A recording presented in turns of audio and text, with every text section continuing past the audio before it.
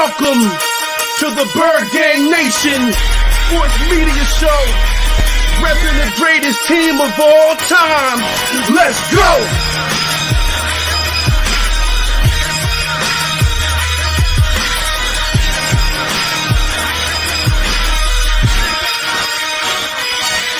Bird Gang 31, he be the host with the most. We going deep, burning teams. They ain't nothing but toast. It's Senior Estes. Sirianni put me in coach, running like Miles Sanders till I bump my head on the post. Touchdown! Yeah, that's coming. Devontae's crazy route running. Jalen hurting them, throwing lasers to Rager, young gunning. Come on! On the D side, we ride, sack him with Fletcher, lay him out on the stretcher. No one can protect you. Watch Darius slay him, shutting down your routes. Come on! In my green John, eating Philly cheesesteaks. Put up your cups, wings up, if you can relate. Tailgating at the link, like hands to stride. To the Bird Gang Nation, that's worldwide.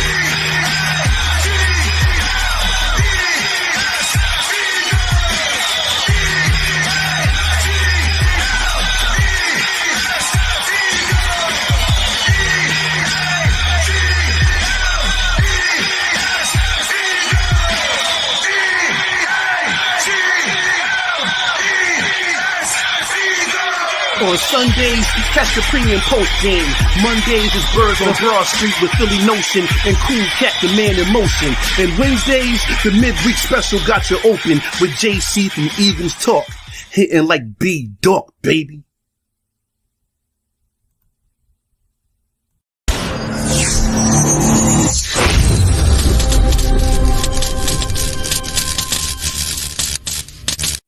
Welcome to another edition of Bird Gang Nation Sports Talk. I'm your host, Bird Gang 31. Today, Nation, we have a very special guest in the house. It's John from Locked On Chargers in the building, to do a game preview with the Bird Gang Nation, man. How you doing today, my guy? I'm doing great. I appreciate you bringing me on. This is going to be pretty man, that's so good. fun. I love talking about the Eagles. I love the team's history from Chuck Bednarik to Ron Jaworski taking them to their first Super Bowl all the way up to now. I love the Eagles franchise. Oh, so you're an Eagle fan too. I like that. I'm not really an Eagle fan, but when I watch games like Chargers bye week, I do enjoy turning on the Eagles game over other games. I do enjoy their fan base. Nice, man. So let's get straight into it. Wait, before we get started, go ahead and let everybody know about your YouTube channel and Locked On Chargers, how long you guys been around and whatnot. Well, we actually all started out as a little kind of like YouTube show like this. We're doing Chargers Domination Live is what we called it, and it was the three of us.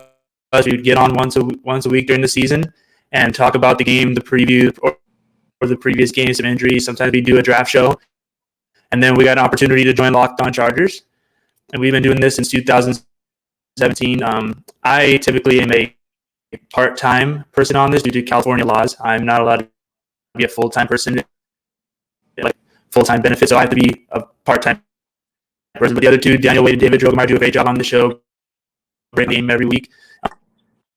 We do a 5-day-a-week show, about 20-30 minutes a show. It's like your little morning drive show, basically. Hold on, check your volume real fast, see if that's him talking or is it my phone tripping. Sorry about that. Well, yeah, because it started to muffle up a little bit. I'm trying to double check and make sure and see if it's just my phone tripping, because my phone been tripping a lot, or is it on your end a little bit? But man, that's good though. How do you like it? How you like this content creation thing?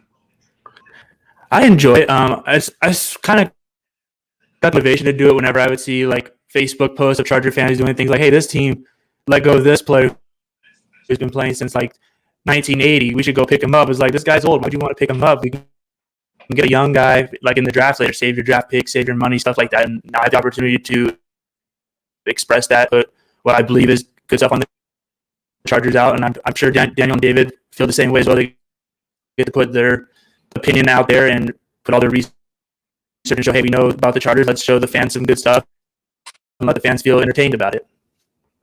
Yeah, man. Let me see if I can do me a favor. See if you can log out of this and can come back on and then let's see if that works out, because right now we heard like every second or third word there. All right. Sorry about that, guys. We're going to get this technical difficulties down. How is everybody doing today? You know what I'm saying? Another great day to talk Eagles football. Much love for stopping by. Make sure you guys hit that like and also subscribe if you have not subscribed to either one of us, Locked On Chargers or BIRDGANG 31's channel. We do have the merch store open. It's BIRDGANGNationSportsTalk.com. Check it out. We went through and lowered all the prices, so you know, we got some really good deals on there, so check out the merch.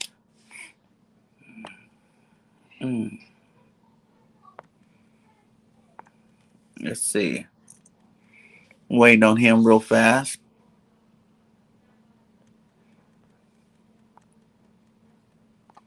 What up, Jinx? How you doing, my guy? Y'all ready for this week, baby? Against the Chargers. Yeah. I can't wait.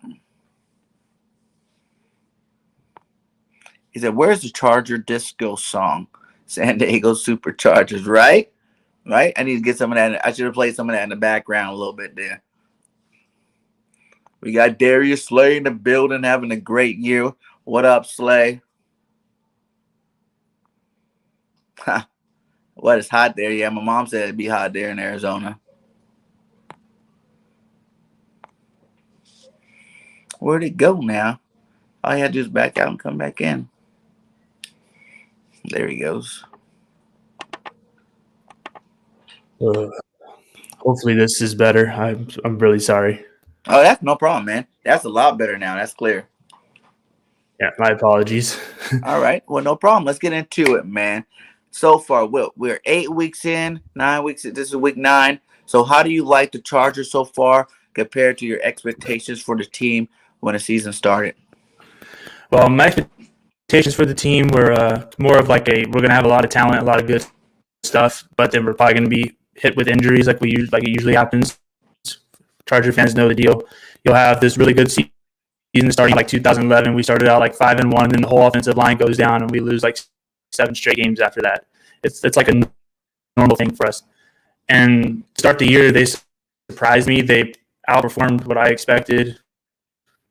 The offense looked really good. Brandon Staley's play calling looked really good, but the fact that Brandon Staley was going for it on 4th down so early in the game, it's amazing what he would do.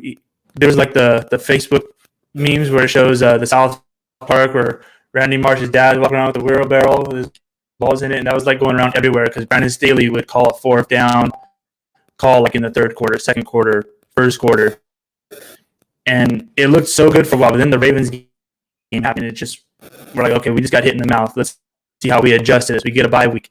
Then we play the Patriots, and we still look kind of flat. Like against the Bill Belichick offense, we look better compared to what we did last year against the Patriots, which was a 45-0 beatdown.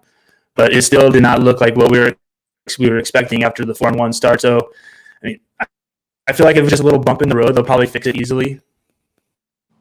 Nice. What do you think is the biggest struggle so far with these last 2 games with your team? I would say it would have to be just a few game plan struggles. Like someone figured us out, like the Ravens figured us out, hit us in the mouth. And then after that, we were thinking maybe we need a game plan switch or something, go up against Bill Belichick. And at first you're playing kind of good, but then you start beating yourself. You're dropping passes. And I guess the best way to say it is the special teams has not been a factor for us at all. We've had a bad kicker, and we got a new one, but we didn't really fix blocking, so we're not getting good starting field position either. The offense has been put in some bad spots. It's really tough to pinpoint one thing, but if I had to pick one, it'd have to be our run defense for sure. It's getting exposed week in and week out, and you play against the Ravens, who have Lamar Jackson, and then they have a bunch of second, third string, fourth string. That's the way to run the ball pretty well. And the Patriots can expose you. The ball, Damian Harris is not a great running back, but he's not a bad one either. He can get the plays done. He got it done. Yeah, was that one of the games you expected to win on your schedule when you looked at the schedule coming in? Did you think you would be able to beat the Patriots, or was that a shocker? I mean, was that a shocker you guys lost, or was that one that you thought that you guys should have had in the bag? I predicted us to lose the game, but I expected it to be close as it was, but that scoreboard does not say how close that game was. It says 27-24, but it was easily a game that should have been lost by more. But we kept ourselves in the game but we also kept ourselves from winning the game. Like, we had Keenan Allen wide open for a third down, and he drops the pass.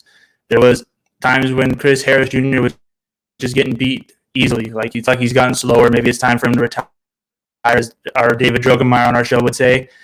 We were just getting out game plan for a little while, but we really hurt ourselves when Justin Herbert, Jared Cook not on the same page on our route, and it turns into a pick six by the former Charger, Adrian Phillips. And that's really where the Chargers go from being up 17 to 16 to sitting down 24-17, and we just couldn't rebound after that. Yeah. How was your impressions of you guys' old tight end over there, Hunter Henry? Did you like Hunter Henry when he was with the Chargers, or was he just not on the field enough for you? I liked him. I liked him a lot, but I think trying to offer him a contract that he wanted probably wasn't going to work out because, like you said, he was never really on the field.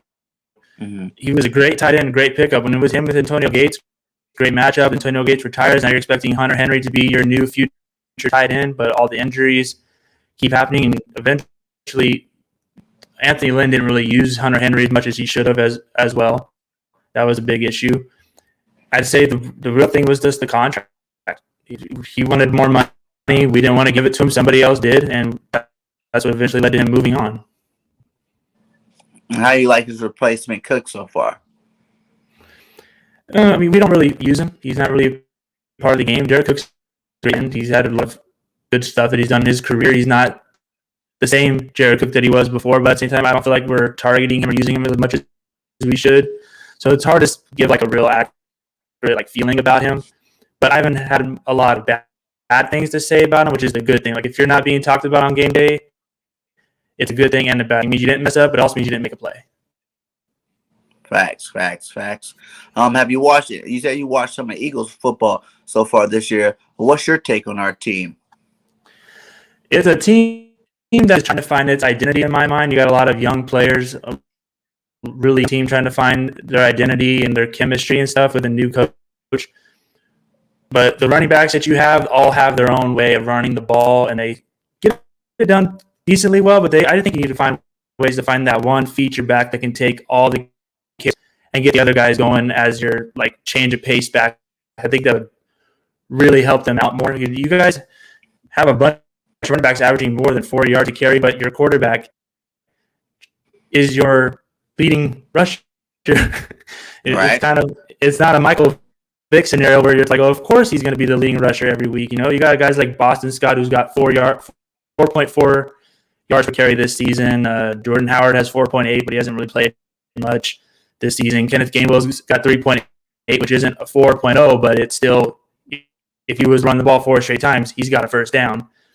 But then Jalen Hurts has 5.9 yards per carry, and he's your leading rusher. They're getting the good runs going, but no one's your feature back to really take over a game. And then once you guys lose a lead, can you trust Jalen Hurts to take over the game yet? I personally don't think you can yet. I think he still has a lot of growing to do. Yeah.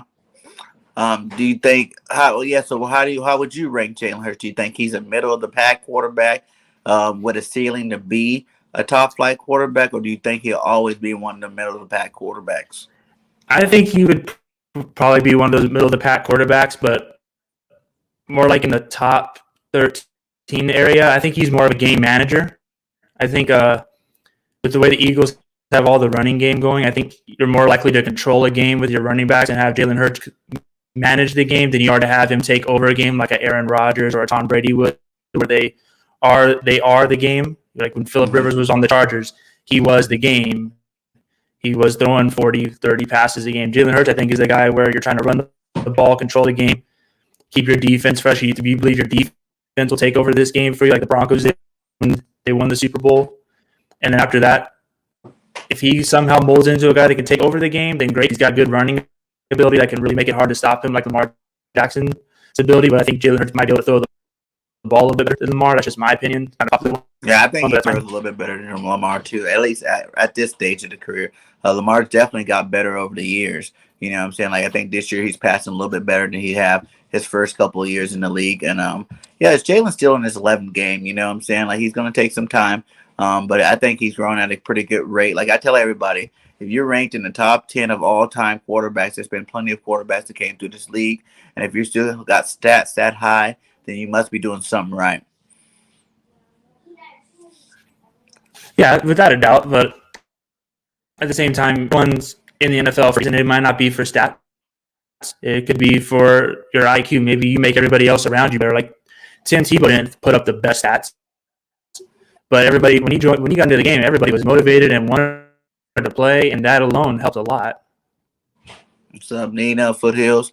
Yeah, but my thing was our coaching changed over the last 2 games. You know what I'm saying? Like, our coach should try to make him a pocket quarterback early. You know what I'm saying? We were throwing the ball like 40, 50 times a game. You know, Miles Sanders was, when he was healthy, only getting 1 to 5 carries a game, and that's ridiculous and whatnot like that. It's like you need to always, Jalen Hurts max is like 25 passes a game. You know what I'm saying? You shouldn't really go too far over 25 passes a game.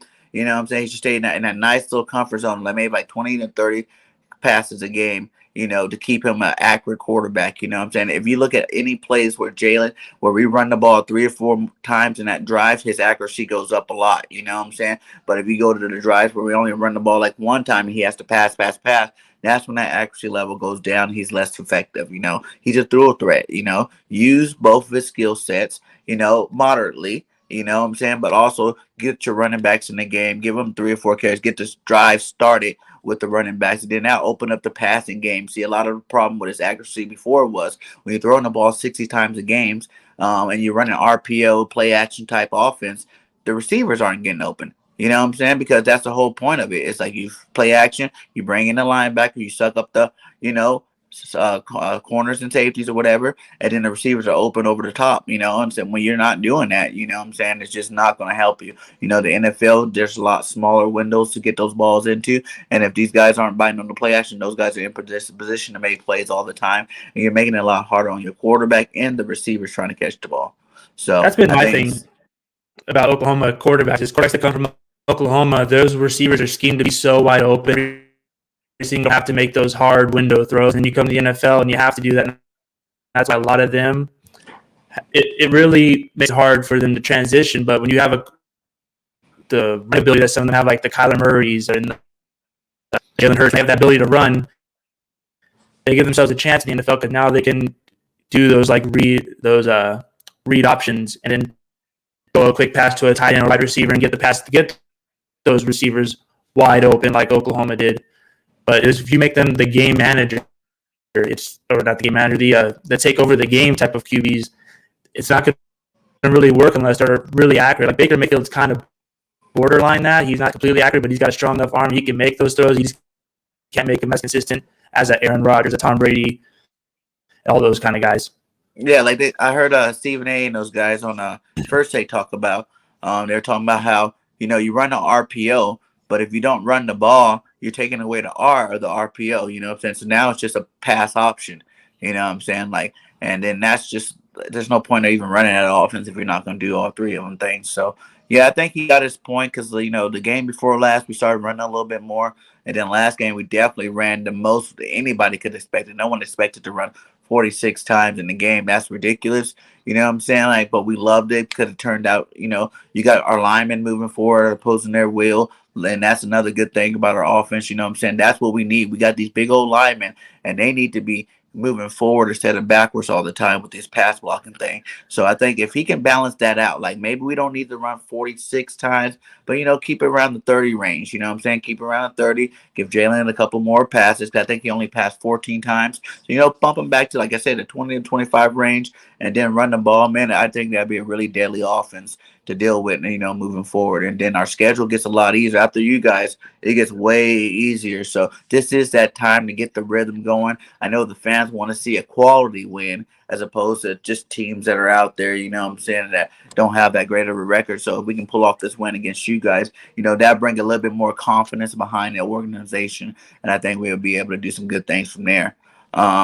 We got a question for you. He said, what 3 rookies have impressed you the most so far? From the Chargers or from the Eagles? From the Chargers. Well, Rashawn Slater definitely as in that guy's a monster of a offensive lineman. He's given up very few pressures. He manhandles just about anyone that comes up to him. I love seeing him. Asante Samuel Jr. has done a lot as well. He's really trying to look like his dad, the Asante Samuel Sr., which is funny. There was a question presented to Bill Belichick after the game against the Chargers. He said, "What did it feel like coaching against the son of a former player of yours?" And he's like, "It makes me feel old." He's trying to be like his dad, and he's on the right track. He's looked pretty good so far this season. A lot of growing that he has to do still, but he still looks really good.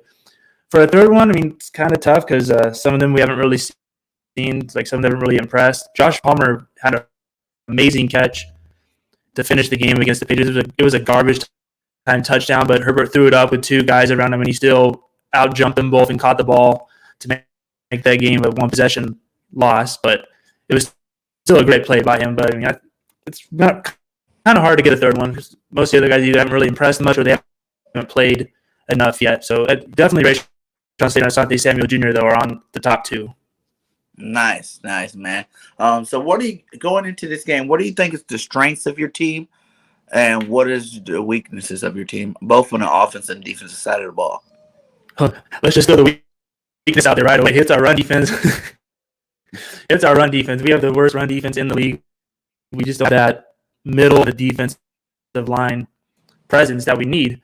But if it could be an easy fix if you just picked up someone. Tom Telesco did not do that. The trade deadline, so we're stuck with it still. And we're going up against the Eagles running backs who are like top 6, top 3 in the league right now at running the ball. It's going to be rough for us, but it's that run.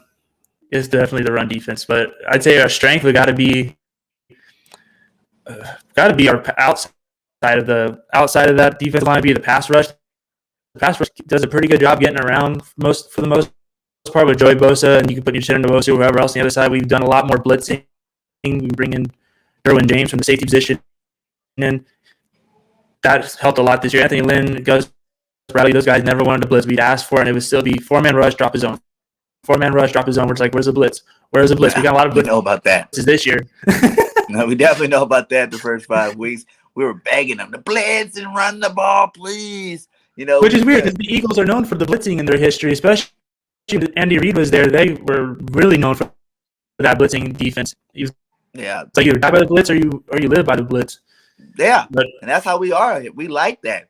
You know what I'm saying? We know it costs us some games, but we don't care. We like to see people get hit. You know what I'm saying? We Philadelphia. We like seeing the fight. The quarterback run for his life. That's what we want to see too. We're like, but the last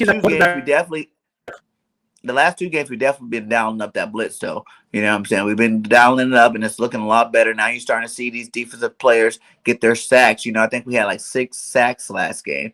You know what I'm saying? So it's really opening up that, sack lanes for these guys to get to the quarterback a lot sooner. Whenever you give more people with the defensive line talent that we got there, Josh Sweat's up and coming defensive end. You got Fletcher Cox, who's, probably going to be a Hall of Famer if he can keep up his career on a high note. You got Javon Hargraves, who is the best defensive tackle in the game right now and playing at a very high level. And then you got Barnett, who finally got his first sack of the season. We expect more from him, but, we want to trade him.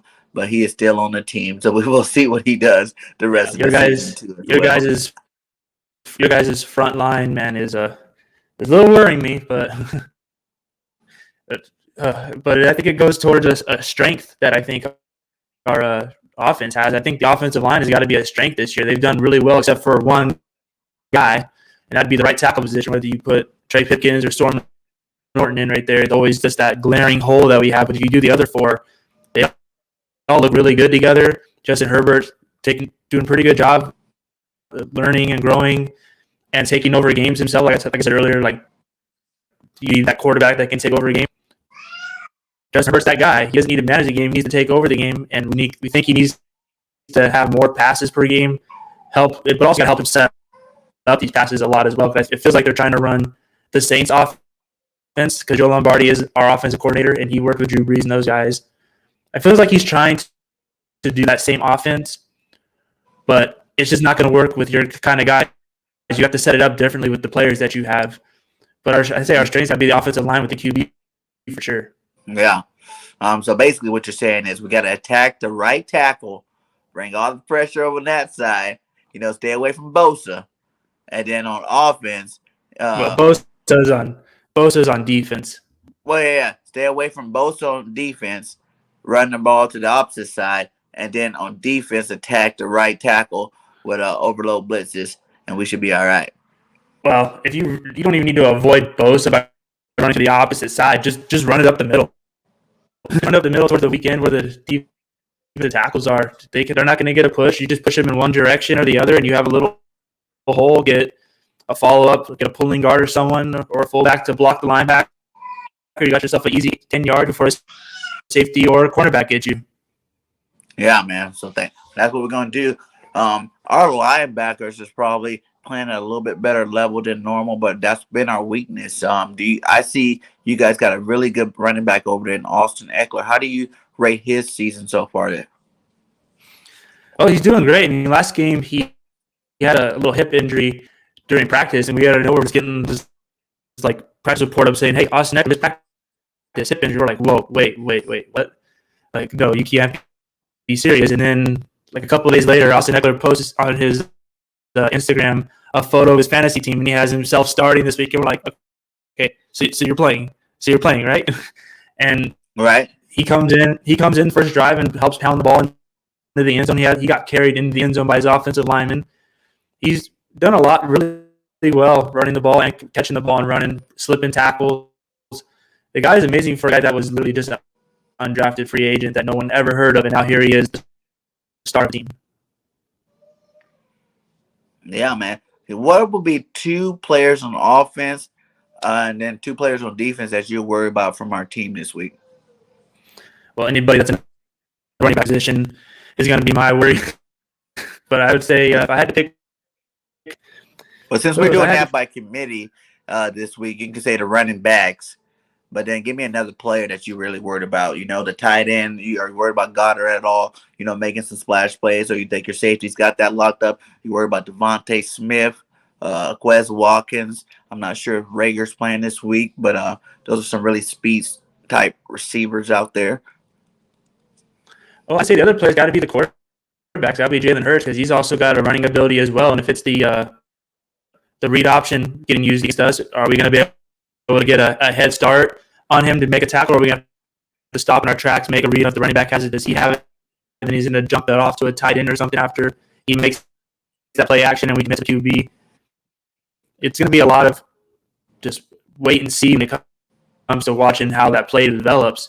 And with our players, they're going to have to get in there early and quick, and it just doesn't work to our advantage. I think Jalen Hurts has to be the other guy just because of his running ability alone. And after that, he's probably going to destroy the defense if we can't stop the run. If we can't stop the run, we expect Jalen Hurts to easily just dump and dink quick passes. Nice. And then on defense? On defense, well, it's got to be Fletcher Cox for sure. I mean, as good as our offensive line has been, he's just an absolute monster. I've loved watching him, especially in the Super Bowl. It was so much fun watching him go after Brady. That was a fun game. I still miss watching that game. I watch it every time they do the preview on the NFL Network. I watch it every time. Me too, man. And I'd probably have to go with maybe Darius Slay or even the younger guy, Steven Nelson. I think those two might give you a little bit of a fit when it comes to trying to get the ball out quick. But if you can somehow get like Keenan Allen matched up on one of them and get him moving, because Keenan Allen's got one of the best footworks in the league, getting off the ball. He can probably get open quick. If you can do something like that makes him have to get some support on that side. Maybe they switch him out. Maybe they double team and get other people open. But I think it's got to be the two corners in my mind. Darius Slay for sure. But Steven Nelson's on the rise. Yeah. And then Devontae Mattis, too. He's doing some good things over here. You know what I'm saying? I wasn't even that high on Devontae Mattis coming in, but right now he seemed like our only Pro Bowl caliber type cornerback. Slay's also playing good. Like you said, Nelson's having his games where he's good.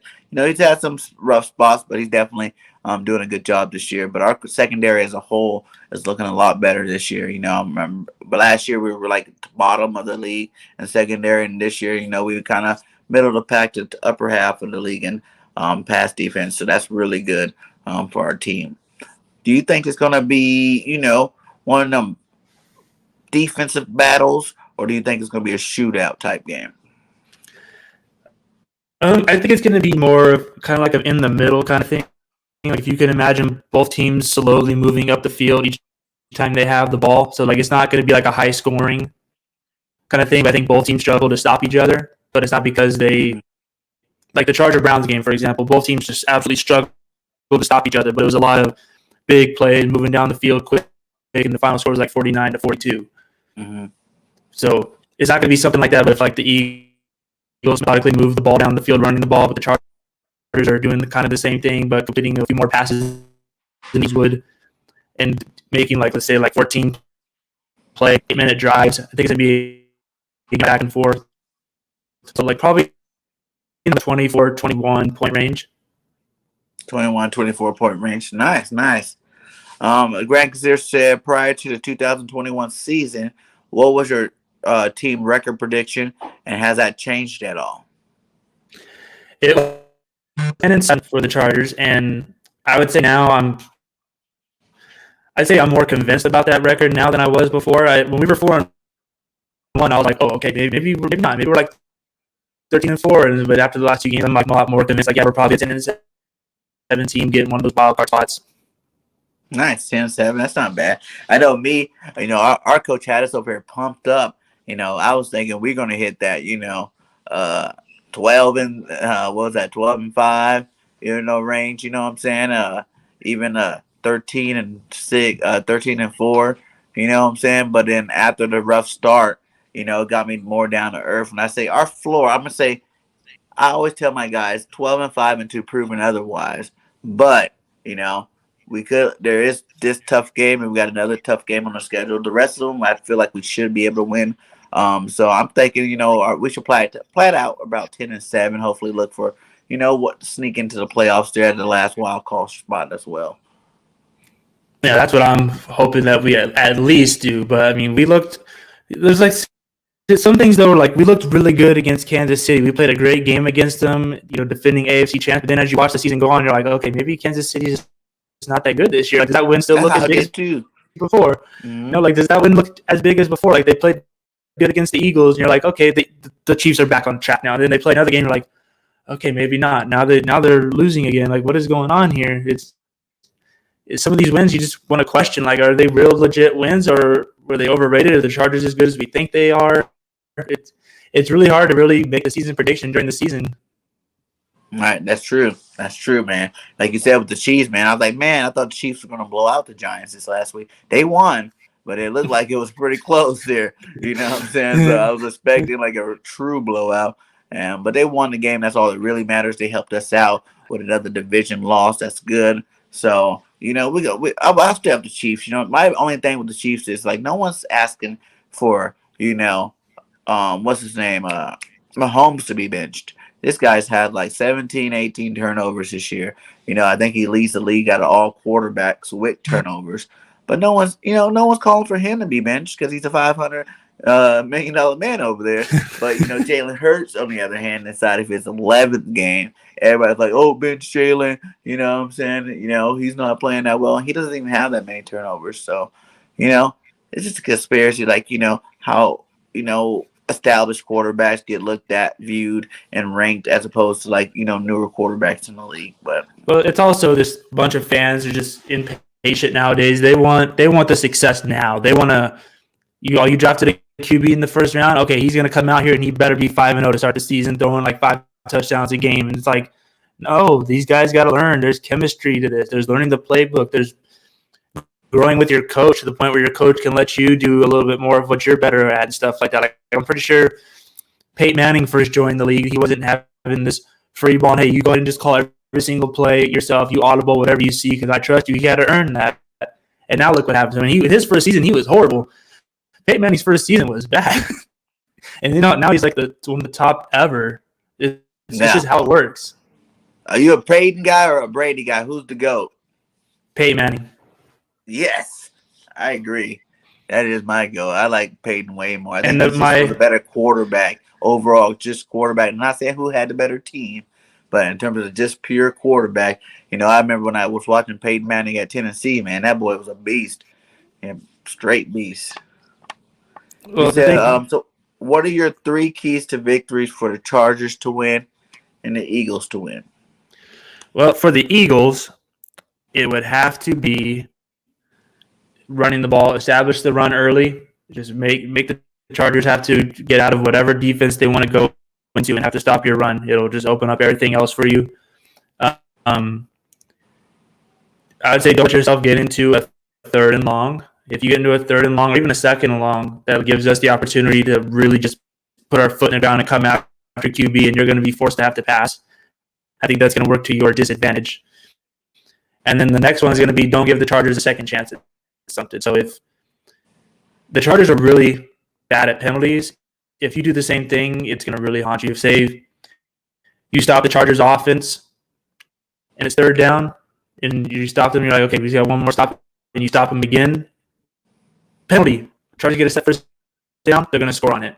But if you just play a clean game, once you stop the Chargers, you stop the Chargers. But once they get a second chance, it's like somehow they click and they move all the way down the field, and it's either field goal or touchdown. For the Chargers' keys to victory, it's going to be kind of the first one I said. It's going to be stop the run, force the Eagles to make Jalen Hurts your center of the offense.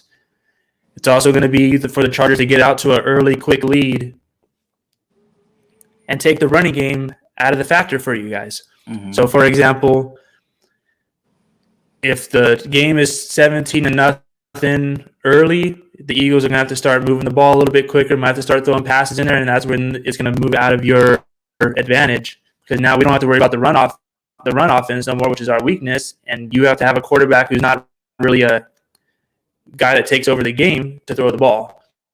And the last thing for the Chargers is going to be just to not beat yourselves. Don't be dropping wide open balls. Don't be getting penalties after you've made stops or made a big play. If you got I can't tell you how many times I see Donald Parham make a great play, our backup tight end, and I'm like, all right, the young guy, good play, you got a touchdown, you got a first down, and then nope, holding or illegal formation, which was big for us. We lost the game against the Cowboys because of like a bunch of illegal formation penalties, and the next week we get them again. It was just so frustrating. We had a very similar start to the season on both teams, because that's exactly what's been happening. We've been scoring touchdowns, been called back for illegal procedures and whatnot, but we kind of went out of that. Like, we led the league in, we might still lead the league in penalties, but over the last 2 weeks, they definitely have decreased a lot. I think last week was a really clean game in Detroit. You know what I'm saying? It was our first real clean game. But you see, when you cleaned up the game, you ran the ball, you blitzed a little bit on defense, how it all came together, and we get a blowout win. Now, I know it's Detroit, but if you watched the game the week before, Detroit took the Rams to the wire, and that's one of the better teams in the NFL. And they played tough in most of their games. So for us to actually be the ones that actually, put that foot down on them, that was really good to see. Yeah, but I would say it's not really a quality win. I mean, you beat up a bunch of elementary kids. We take any win that we get right now, my guy. A win is a win. You beat up a bunch of elementary school kids, man. You're a bully. If we only won, you know what I'm saying? Like, people will still question and like have a lot more questions. We say we only won like 14-7 or something like that. You know what I'm saying? They'd be like, oh, you guys are garbage. You guys barely beat the 0-7. But the fact that, we're the only team to like 44, put 44 points up against it, no matter what team you are in the NFL, you know what I'm saying? 44 points is hard to do, playing against anybody. So I think that was more of a reassuring win. Like, we didn't win no Super Bowl or nothing like that. You know what I'm saying? Like, we're not running around thinking that we're world beaters or anything, but it definitely makes us feel like we're back on the right track of getting more W's. As a Charger fan, we can't say the same because we tend to play down to our competition. Like, we do you remember when the Browns were 0-16 the year before they were 1-15? Yeah, we were that one win. We missed the game time field goal, the chance to go to overtime and prevent that, but no, we missed that field goal. We always seem to play down to our competition. You rarely see the Chargers actually get a blowout victory because they always play down to their competition, and it's weird. So as much as I say you guys are bullies, it's like, okay, but we don't do nothing. We don't even get to do those kind of things. And we'll play an 0-7 team, and we'll be like, oh my god, we're about to lose this game. And we're like, okay, if we won that game 24-20 somehow. How do you see you guys division stacking up this year? Like, who do you think's gonna be first in your division, second, third, and so on? Well, the battle right now is between the Raiders and the Chargers, and the Raiders just lost Henry Ruggs due to his DUI accident. So that was a huge deal. I think that really ruins their offense a little bit as far as having that threat. Now it's kind of you're going to Hunter Renfrow or Edwards, basically. I don't really have that guy that's going to burn you deep, so you can bring guys in a little bit more, shut down some other passes. I would say the Chargers are going to be first. I'd do it the first 5 weeks. I feel like they're going with the Raiders second. Maybe the Chiefs, if they start picking up, will be second. But I'm gonna give the Chiefs the advantage because they have all their guys. Like I said, the Raiders lost a player, but then the Broncos for sure are going to be last place in my mind. But it's going to be between the Chiefs and Raiders for second and third, and then the Chargers I think are going to win it, but not by a lot. Like it's not going to be like the Chargers have a 5-game lead on the division kind of thing. Yeah. Nice, man. And I bet you guys gonna be cheering for us when we're going against those Broncos, huh? Yeah.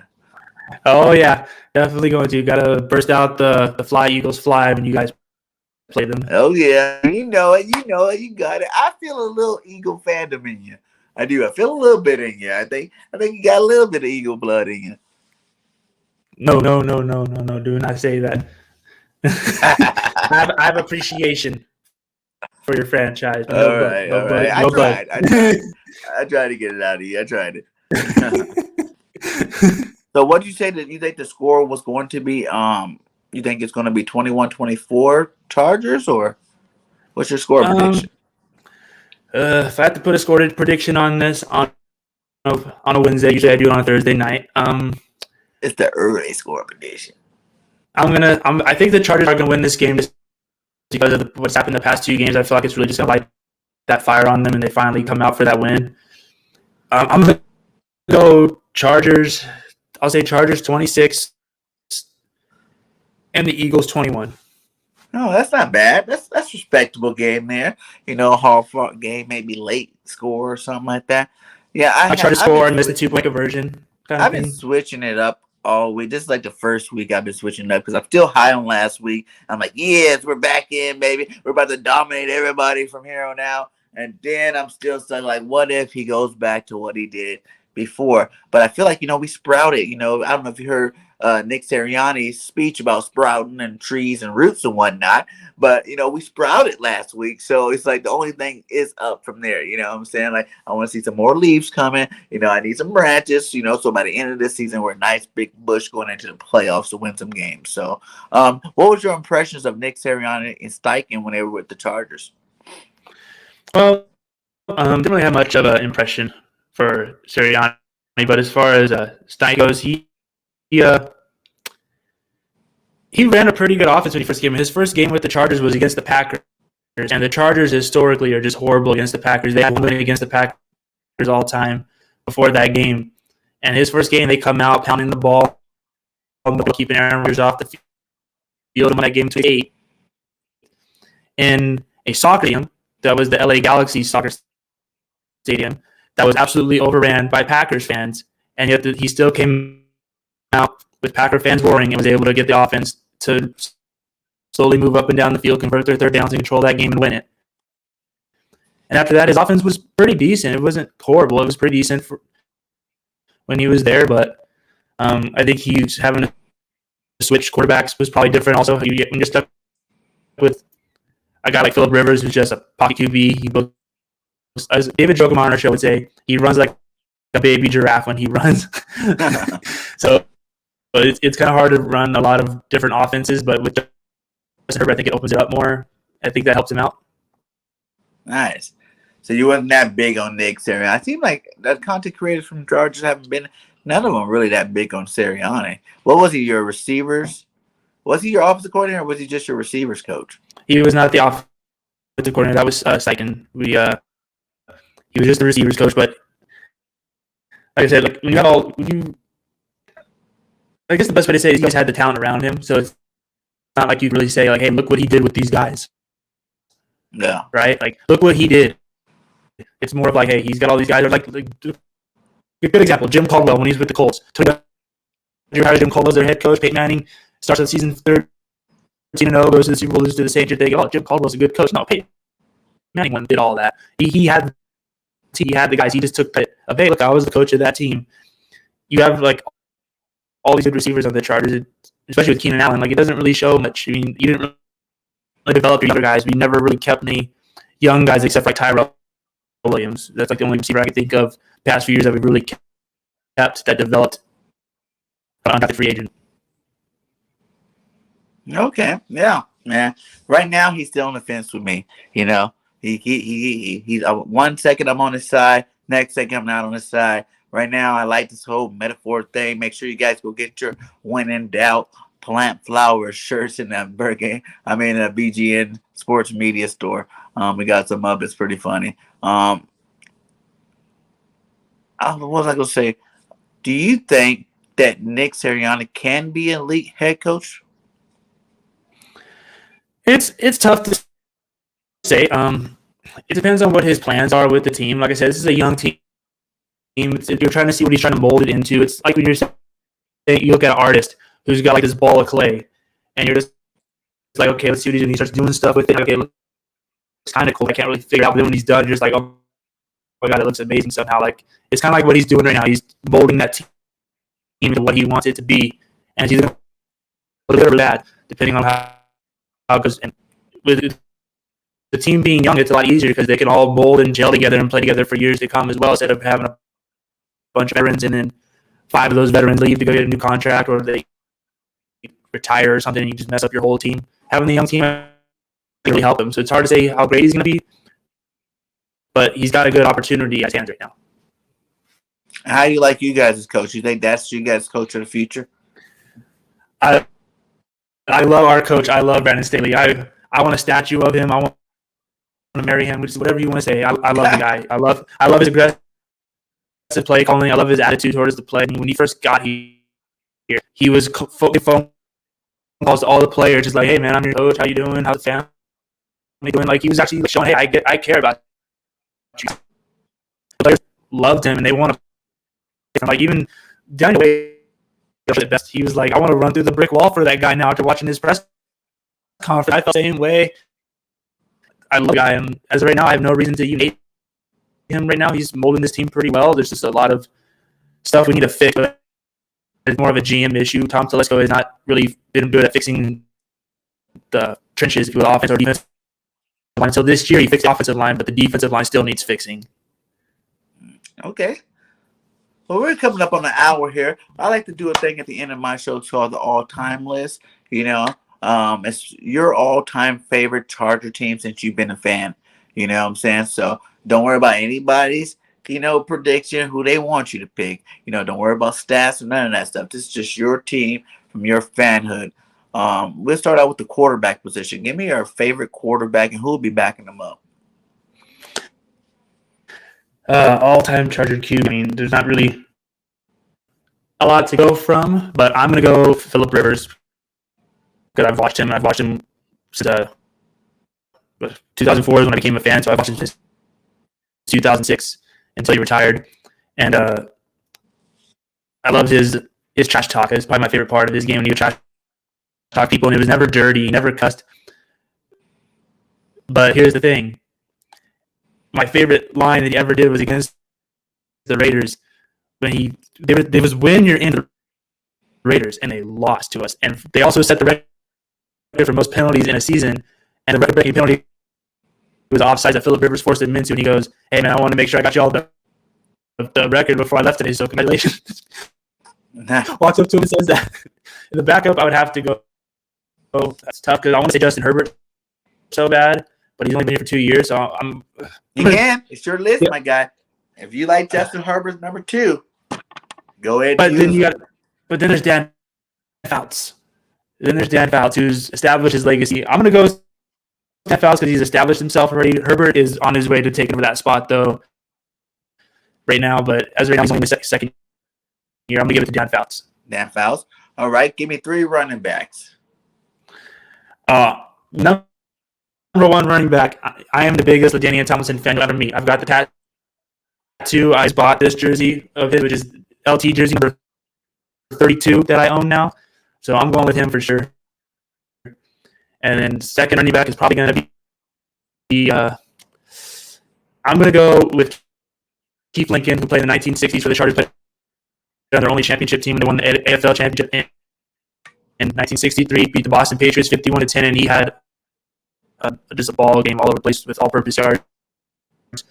I'm going to go with him. And then number 3, I'm going to go Darren Sproles. He was fun to watch. Just a tiny little guy running around all over the field, returning kickoffs and everything. His first touchdowns were both a kickoff and a punt return in the same game against the Colts. And we won that game because they over here.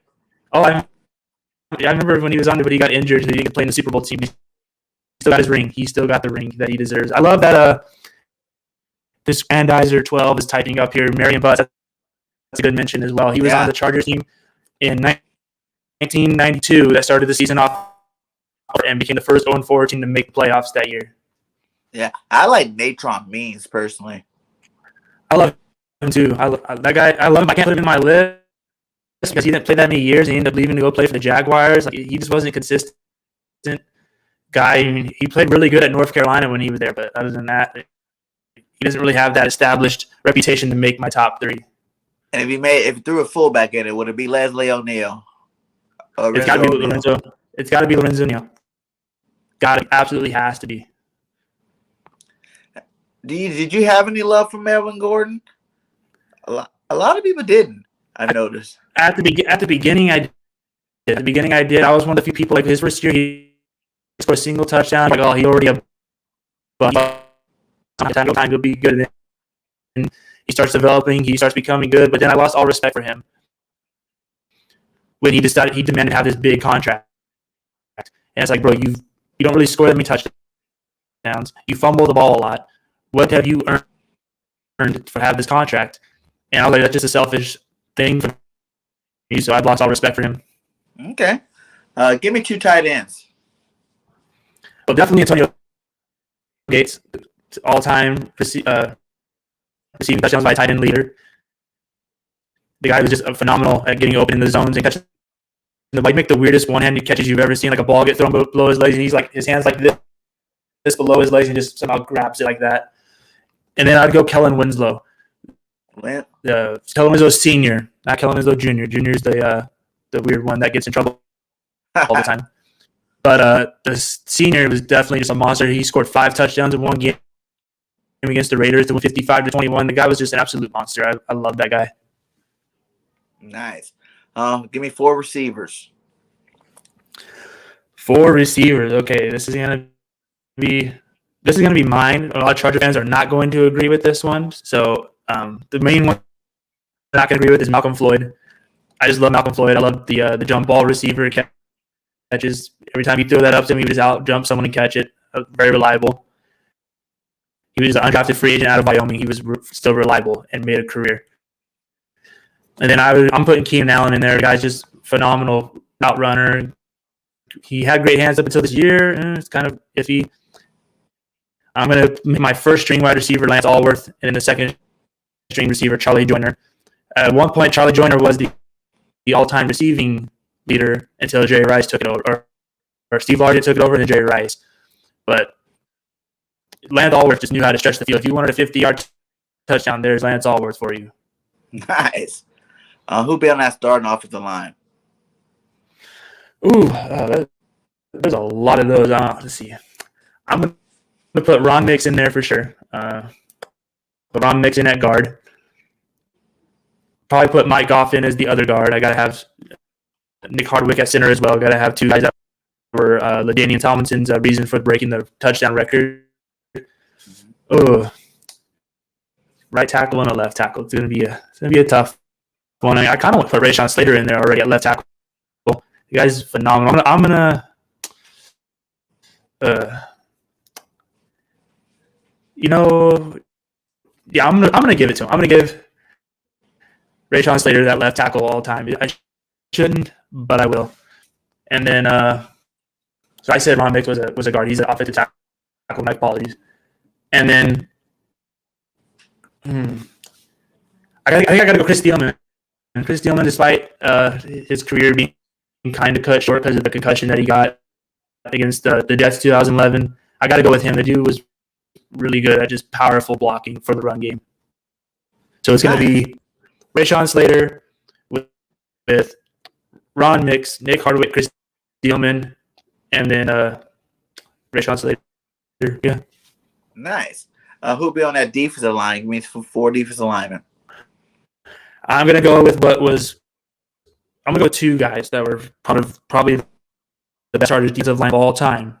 But the Chargers were done to trade them all away. We used to have Gary Big Hands Johnson with Louis Kelcher and Fred Dean. Monsters. And we got rid of all of them. So I'm going to put Jamal Williams in my defensive tackle. And then I'm going to have Gary Johnson and Fred Dean. But I'm putting Joey Bosa on the end of that as well. Joey Bosa. Nice. A lot of Charger fans probably want me to pick what was his name? Luis Castillo. Yeah, Luis Castillo. But I'm sorry, he never really took over a game. He did his job pretty well, but he was never that game changer. Jamal Williams, by far, would just push 3 or 2 guys just straight into the backfield, and that running back had to stop and change direction, and everyone else would just swarm that running back. Once he left, our run game was just never the same. Okay, that's respectable. 3 linebackers. 3 linebackers. Well, Junior Seau was definitely in this mix, and I'm putting Stephen Cooper in there as well. That guy was really good at chess matches with other teams' QBs, especially against Peyton Manning. He would chess match him back and forth with audibles. And then for one more linebacker, I'm not picking Sean Merriman. I know a lot of Charger fans would want me to do that, but I don't believe in picking people that you don't like the Lightning? Come on. I used to love the lights out dance. I used to love it. I used to tackle people randomly on my high school campus. I'd run up there, tackle them on the floor, and then I'd do it on top of them. But once he used the steroids, I lost all respect. I just can't respect someone that uses roids. I think I'm going to go Leslie O'Neal for it. That guy was a pretty monstrous pass rusher back in the day. He's in the all-time ranks with sacks. So I'm going to go with him. So it's Cooper, Seau, and O'Neal? Yes. Yeah. Sean Phillips, did you like him? I love Sean Phillips, but he would be the 4th one. If you pick him at 4th, I'd give it to him. But he was also what would you call that? The other guy when Sean Merriman was around. So it's kind of hard to give him that edge because I think Leslie O'Neal was a way better pass rusher than Sean Phillips was. But Sean Phillips was an all-around linebacker as well. So it's really hard, but I give it to Leslie. Nice. Give me 3 cornerbacks. All right. 3 cornerbacks. That's kind of tough. It's a tough one just because there's not really cornerback really stick out where it's I have to pick this guy. When Junior Seau pops up, it's you got to have him. If Daniel Thompson pops up, you got to have that guy. Because there's guys whose names come with for example, like a Quentin Jammer, for example. He was good, but he wasn't great. The only great corner I could probably think of off the top of my head is just Gilbert. That's the one you gotta have him. But after that, you'd probably go Quentin Jammer, maybe Casey Hayward when he first came to the Chargers. He was really good. Uh-huh. That's probably a good one too. Dominique Rogers or was it Antonio Cromartie? I want to say Antonio Cromartie, but he had 3 good years with us and then left. He was one of the guys I wanted to say, but he played 2007, 2008, 2009, and then he's no more. Yeah, he left. And his thing was he was just really good at covering the pass, but when it came to tackling, good luck. The 2009 playoff game, Sean Green is sitting right here in front of him, and he just lets him run by. And it's what the heck? You could just jumped on him and saved the game. He just runs by, scores his long touchdown. I think I'll give it to Cardi. It's hard to say Cromartie's name, but I think I'll give it to him. But him and all 13 of his baby mamas. She my baby mama. She know. So you got Bird, Jammer, and Cromartie. and Casey Hayward, because when he first came to the Chargers, he was And Casey really Hayward. good, and he kind of had like a decline after an injury, but he was really good. 3 safeties. 3 safety. I'm putting Derwin James in there. It's early, but I'm definitely putting him in there. He deserves it. Even though he's had injury histories and stuff, he has just shown that he's a difference on that field. Leader in the locker room, leader on the field, playmaker. I'm putting him in there. Eric Weddle, I'm putting in there as well. Weddle's beast. He was compared to Earl Thomas constantly back and forth when he was there. And then, if I had to pick one more, I mean, the only real big name to put out there, I mean, it would probably be Rodney Harrison, but he only played a few seasons with us. I want to say his last year was like 2000, was like 1999 or 2000, but he was such a hard hitter. I'm gonna give it to Rodney Harrison. He was such a hard hitter and playmaker. But everyone calls him dirty, but I called him a hard hitter as long as he wasn't doing the dirty stuff he does after the play, which was kind of iffy. But his hits I loved. Yeah, Harrison was a beast. Yeah, he definitely was a beast. That's a Hall of Famer out there. What about your kick returner / punt returner? There's only really 2 guys to really be excited about. Well, technically 3. There's 3, but one of them was short-lived. You would go with either Darren Sproles, Tim Dwight, or Andre Coleman in my mind. Andre Coleman was on our Super Bowl team. He actually returned a kickoff 98 yards for a touchdown in the Super Bowl. He also returned 2 kicks during the season. Tim Dwight was a nice, fun little speedy guy when he was going around on kickoffs, and then Darren Sproles was always fun to watch on kickoffs, but Sproles had a lot more success. So I'm going to go with Darren Sproles for the kick returner. Punt returner, I kind of want to go either Sproles or Leslie Speedy Duncan. Just for the sake of giving Speedy Duncan, he deserves a name. I'm going to give it to him just because he deserves to be mentioned on the show today. All right. Who's going to be your defensive coordinator? Wade Phillips. Wade Phillips by far. I'm not picking anybody else. It's Wade Phillips for me. For me, it's Wade Phillips. That guy, when he was with the Chargers, we were considered one of the top-ranking defenses. And then when he went to other teams, he was still a great defensive coordinator. The fact that he got let go was embarrassing. After a 14-2 season, they fired Marty Schottenheimer, Ken Cameron, and Wade Phillips all together. And then we got North Turner. It was an embarrassment, but I'm going Wade Phillips. Oh, yeah, kicker and punter. My bad, Grant. Kicker. Oh, punter is Mike Cyphers for sure. Mike Cyphers gets my. We also put Darren Bennett in there as well. He was great, but for me, it's going to be Mike Cyphers, and then for a kicker, like part of me wants to say Nate Kading because regular season wise, is considered the most accurate kicker of all time, but.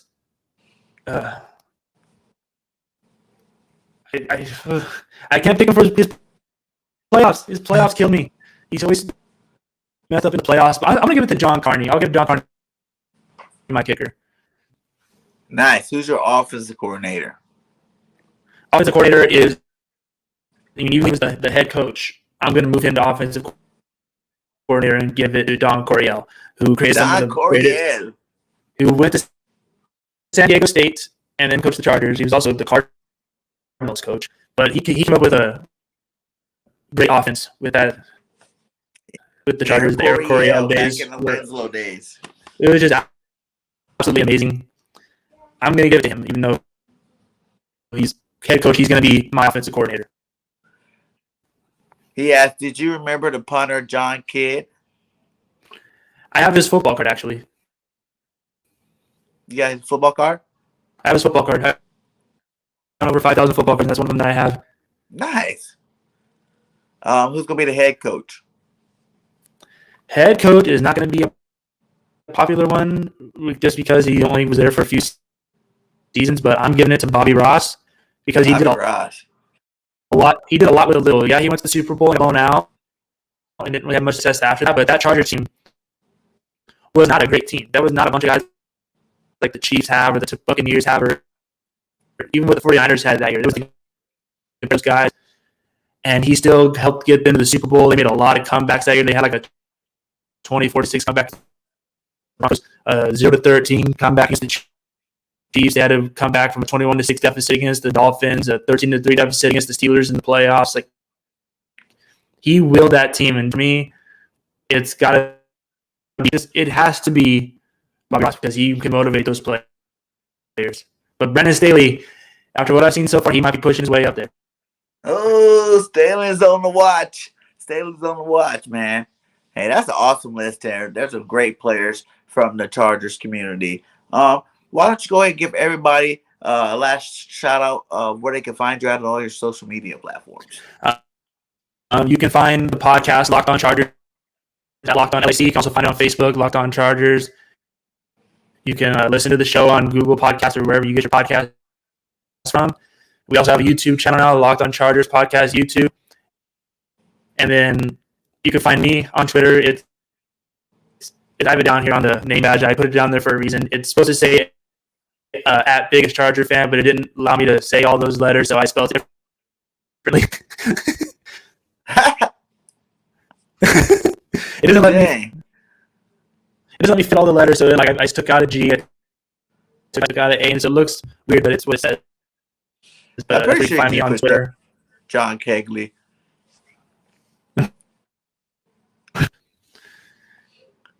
But hey, man, thanks again for coming. Hey, you guys, make sure you guys subscribe to Locked On Chargers YouTube channel. It's in the links. And like I said, go follow them out over there on Twitter. If you have not followed them, they do some great content for the Chargers over there. Thanks again for coming on the show. You guys hit that like on your way.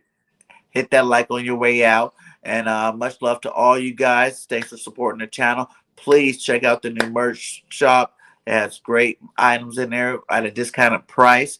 And also, go subscribe to the BGN Sports Media. It's 24/7 NFL content from some great content creators from a lot of different teams. So go check it all out, guys. Subscribe. All links are inside the chat. And until next time, fly, Eagles, fly. This is BIRDGANG 31, and we are out. Peace.